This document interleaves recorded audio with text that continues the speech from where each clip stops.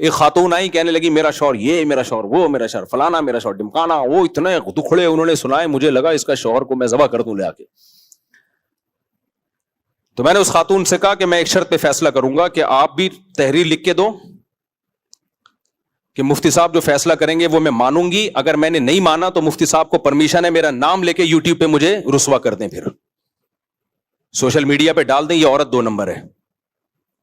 اور آپ کا شوہر بھی یہ لکھ کے دے کہ ہم نے فیصلہ مفتی طارق مسعود صاحب سے کروانا ہے، ہمیں ان پہ اعتماد ہے، اور انہوں نے جو فیصلہ کیا اگر میں نے نہیں مانا تو مفتی صاحب کو یہ رائٹ ہے کہ اپنے چینل پہ میرا نام اور تصویر ڈال کے بدنام کریں، یہ 2 نمبر آدمی ہے. سمجھ میں آ رہی ہے بات؟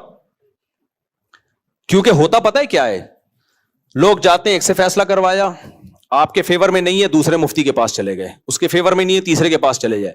پھر ہوتا یہ کہ جب کوئی پارٹی میں سے ایک سمجھ رہا ہوتا ہے مجھے کہیں سے بھی فیور نہیں ملے، پھر کورٹ میں جاتا ہے وہ. تو جب میں نے یہ کہا نا میرا دماغ کھایا ہوا تھا نا، بار بار خاتون بھی اور وہ بندہ بھی بار بار میں نے کہا یہ لکھ کے دو، یک طرفہ بات سن کے میں کبھی فیصلہ نہیں کروں گا، میرا کوئی جھگڑا نہیں ہے آپ دونوں سے، لکھ کے دو. بچوں کا پھڈا چل رہا تھا مینٹیننس وغیرہ کا، تو وہ خاتون نے لکھ کے دے دیا. جب میں نے رابطہ کیا مرد سے تو پتا چلا خاتون نے کیس بھی کیا ہوا ہے کورٹ میں. اس مرد نے کہا پھر ٹھیک ہے میں لکھ کے دوں گا لیکن کورٹ سے کیس ختم کریں. میں نے خاتون سے کہا کورٹ سے کیس ختم، انہوں نے کہا نہیں. میں نے کہا یہ ڈبل گیم نہیں چلتا، کورٹ میں بھی کیس کیا ہوا ہے کہ یہاں سے نہیں ہوا تو وہاں سے، یہ ڈبل گیم نہیں چلتا. میں نے کہا اتنا ہمارے پاس فالتو ٹائم نہیں ہے، تو آپ اپنا مسئلہ خود حل کرو جا کے. تو ثالثی میں اپنا ٹائم کبھی ویسٹ نہ کیا کریں. جب تک ہماری مسجد کے ایک پرانا پھڈا چلا تھا تو ہم کسی مفتی باہر سے میں خود بھی اس لیے نہیں تھا کہ میرے پہ چھاپ نہ لگ جائے کہ فلاں پارٹی کو فیور کر رہے ہیں، تو میں نے کہا گھر کا مسئلہ ہے تو باہر سے حل ہوگا. مفتی کو لے کر آئے ہم، تو ان مفتی صاحب نے لکھوایا دونوں پارٹیوں سے، وہ لکھ کے نہیں دے رہے تھے، انہوں نے کہا جاؤ ہم نہیں حل کرتے آپ کا مسئلہ، ٹھیک ہے نا. تو خیر یہ کہاں سے کام بات چلی گئی، بہت زیادہ میں دائیں بائیں چلا گیا آج. لیکن میرے سے جب فیصلہ کروانے آؤ تو یہ سوچ کے ذہن میں رکھا کرو کہ فیصلے میں لکھ کے دیا جائے گا، اور میرے پاس سوشل میڈیا کی طاقت بھی ہے. میں یہ بھی لکھواتا ہوں آج کل کہ اس فیصلے کو نہیں مانا نا تو پھر میں بتاؤں گا کہ کون غلط ہے، اور پھر اگر کسی نے دوسرے کو سوشل میڈیا پہ بدنام کرنے کی کوشش کی تو پھر میں اپنے چینل پہ اس کو بدنام کروں گا. دیکھو یہ میرے پاس آئے تھے، یہ فیصلہ کیا تھا، اور یہ کیونکہ لوگ ایک دوسرے کی عزتیں اچھال رہے ہوتے ہیں آج کل، خاص طور میاں بیوی کے جھگڑوں میں تو بہت. اور یاد رکھو قسم اٹھا کے کہہ سکتا ہوں کبھی بھی میاں بیوی کے جھگڑوں میں نا یک طرفہ بات سن کے فیصلہ نہ کیا کرو، چاہے کتنا آپ کو کوئی مظلوم لگ رہا ہو. مرد اگر اپنی بیوی پہ کتنے الزام لگا رہا ہے یہ ایسی تھی یہ ویسی تھی، خدا کی قسم میں یہ 30 سال ہو گئے مجھے یہ جھگڑے نمٹاتے ہوئے، میں متاثر ہو جاتا ہوں. بعض دفعہ مرد آ کے ایسے ظلم کی داستانیں بیان کرتا ہے، یہ ہو گیا، مجھے لگتا ہے واقعی اس کے ساتھ بہت ظلم ہوا ہے، واقعی بہت ظلم ہوا ہے، اور اس کی بیوی بہت 2 نمبر ہے. یعنی آدمی تیش میں آ جاتا ہے. لیکن جب دوسری پارٹی کا بیان سنتا ہے تو کہتا ہے نہیں بھائی معاملہ بالکل الٹ ہے. اسی طرح بعض دفعہ عورت کے آنسو دیکھ کے، چیخنا دیکھ کے، اس کی باتیں، اس نے 20 سال سے خرچہ نہیں دیا، اس نے یہ نہیں کیا، اس نے وہ نہیں کیا، اس کے لڑکیوں سے تعلقات، یہ فوج فلمیں دیکھتا ہے، یہ فلانی سے تعلق، اور دیکھیں میں ثبوت پیش کرتی ہوں، یہ چیٹ دیکھو، یہ چیٹ دیکھو، یہ فلانا. آدمی کہتا ہے اس سے زیادہ 2 نمبر آدمی میں نے دنیا میں کہیں نہیں دیکھا. 20 کے دفعہ کہ میں متاثر ہوا ہوں، لیکن جب مرد کو بلایا تو کہانی بالکل الٹی نکلی.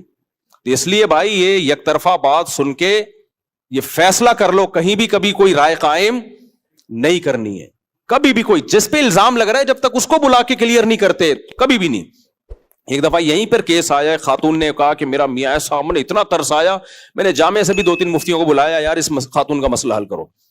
انہوں نے، وہ سینئر مفتی تھے، انہوں نے بولا بھائی اس کے شوہر کو بلائے بغیر نہیں ہوگا مسئلہ حل. یار جب شوہر آیا ہے نا تو پہلے تو اپنی بچیوں کو دیکھ کے پھوٹ پھوٹ کے رونے لگا. 5 سال بعد اس نے اپنی بیٹیوں کو دیکھا ہے. عورت نے 5 سال سے اپنی بیٹیوں کو شوہر سے نہیں، اس کے باپ سے نہیں ملایا، 5 سال ملنے نہیں دیا، اور الٹا بچوں کا ذہن خراب کیا ہوا تھا کہ تمہارا باپ تم سے ملتا نہیں ہے. یعنی ظلم الٹا یہ کر رہی ہو کہ بچوں کو ملنے نہیں دے رہی، اور جب ملا ہے تو کہہ رہی ہو دیکھو 5 سال بعد آیا ہے، حالانکہ وہ ملنے اس نے ہی نہیں دیا. تو ایسی الٹی کہانیاں مرد بھی کر رہے ہوتے ہیں، میں ایک طرف کی بات نہیں کر رہا. تو جب سچویشن میں جاتا ہے آدمی ڈیپ میں کچھ اور ہی نکل رہا ہوتا ہے. تو اس لیے قرآن نے بار بار اعتدال اعتدال اعتدال، بیلنس، یہ بہت زیادہ حکم دیا. خیر ہم ٹاپک کی طرف آتے ہیں. تو عقل کا ایک استعمال کیا ہے؟ عقل بالکل ہی استعمال نہ کی جائے جیسے ایتھیسٹ لوگ کرتے ہیں. یہ کیا کرتے ہیں؟ پوری کہانیاں سنا دیں گے آپ کو کہ یہ کائنات کی ابتدا کیسے ہوئی اور یہ پہلے سیل کیسے بنا, پھر ایوالو ہوتے ہوتے یہ سب کچھ بن گیا.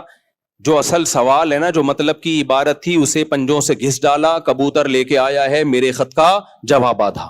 ایک شاعر تپا ہوا تھا, پہلے زمانے میں کبوتر محبوبہ اور معشوقہ کے خط لے کے آتے تھے. تو بہت عرصہ ہو گیا معشوقہ کا خط نہیں ملا اس کو, کوئی کئی سالوں کے بعد جا کے خط آیا تو یہ بڑا خوش کہ یار آج تو محبوبہ نے کئی سالوں کے بعد خط لکھا ہے, بڑی محبت کی باتیں کی ہوں گی. تو اس میں لکھا ہوتا بھائی بعد السلام و تسلیم, عرض ہے کہ بہت عرصے سے آپ کی خیریت مطلوب, خداوند کریم سے خیریت مقصود وغیرہ وغیرہ کر کے جو محبت کی بات تھی نا, جو آنے والی تھی, آئی لو یو, مجھے آپ سے محبت ہے, وہ کبوتر کے پنجوں سے گھس چکی تھی. اور آخر میں لکھا تھا والسلام. تو اس کو غصہ آیا, جو مطلب کی عبارت تھی اسے پنجوں سے گھس ڈالا, کبوتر لے کے آیا ہے میرے خط کا جواب آدھا. تو یہ تپا ہوا شاعر تھا. ایک دن اس کے اپنی محبوبہ پہ نظر پڑ گئی. اچھا, جب نظر پڑتی تو آدھا نقاب نظر آتا اس کو.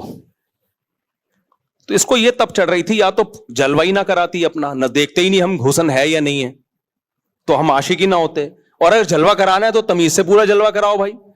تو یہ تپا ہوا شاعر ہے نا, جو ہر چیز آدھی آدھی آ رہی ہے اس کے پاس.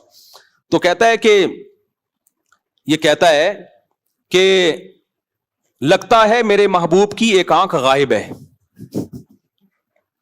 لگتا ہے میرے محبوب کی ایک آنکھ غائب ہے, کہ اس نے جب بھی پلٹا ہے تو پلٹا ہے نقاب آدھا.